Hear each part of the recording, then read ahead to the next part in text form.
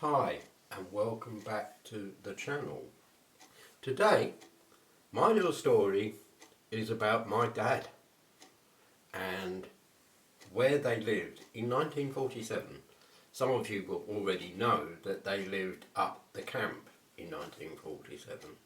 Well, we're still at the camp, and these huts that my parents lived in, the old army huts, they had no running water. There was no taps in there at all.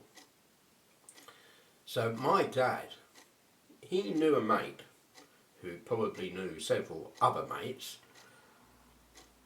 once decided to get a load of copper piping from an old building that was being demolished in the town somewhere.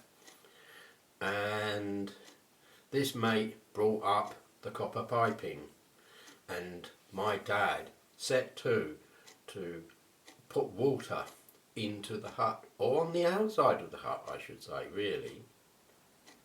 So the standpipe was right in the middle of the field where they lived, and my dad decided that he would dig a trench from the standpipe along and then down into the front of the hut. So he dug his trench, he fixed all his pipes together and laid them in the ground and put them down to the hut. He connected them all together, and he couldn't connect them to the standpipe because other people had to use the standpipe. So he came up with the idea of just connecting it to the tap itself. And so that's what he did, and he used a piece of hose pipe, and then he took it down to the copper pipe in the ground.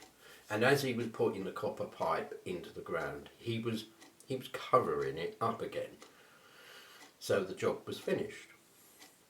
He got it to the outside of the hut, where he then put it up the front of the hut, near the window, and fixed it to the wall. He got a copper or brass tap from somewhere, which he cleaned up and made all nice and clean and tidy, and he fixed that on the top and screwed it to the wall. Yeah. The grand switching on ceremony came.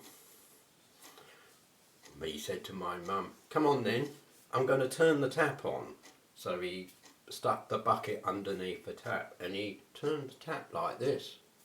Nothing happened. No water came from the tap at all. So he thought, oh well, he's not connected it up properly. So he goes back to the standpipe and he unconnects it and then fixes it all up again. Goes back to the tap, turns the tap, no water.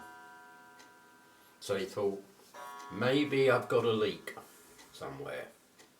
So he undigs all the trench all the way round to the hut, only to find that he didn't have a leak.